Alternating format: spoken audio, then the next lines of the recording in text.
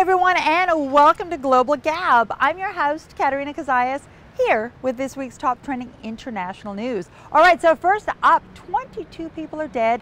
Hundreds more are caught in rubble as a highway overpass collapsed in Calcutta, India. Now, authorities there are telling us that, you know what, they just don't know how many people might be trapped in that rubble because, and this is a little logical, you know what, this wasn't an office building that collapsed, this was a highway. And so they just don't know which cars were on there, how many cars, how many people. Unfortunately for everyone involved, this is still being dug out. Now, in other news, Egypt Air was dealt with a little bit of drama this week. All right, a domestic flight that was supposed to be flying from Alexandria to Cairo was hijacked this week. The hijacker made the plane fly to Cyprus, which is a totally different country.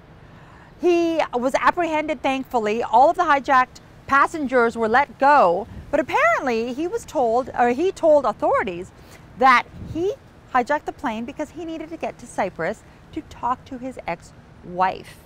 All right, now guys, if you're going to be stalking an ex, please don't hijack a plane. And finally, the U.S. is claiming that it's going to start sending a few more troops to Eastern Europe. I know, more American presence in Europe, but they're doing so to support NATO, who is there to support the Ukraine, who is there to fight and fortify against Russia.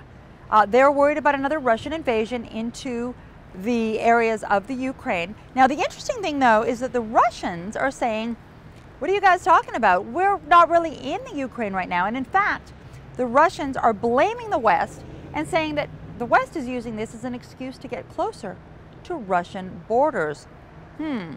So, we'd like to know what you think. The U.S. versus Russia, Russia versus the U.S., the Ukraine in the middle.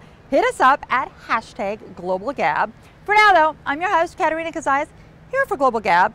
Thanks for watching, and we'll be with you again next week.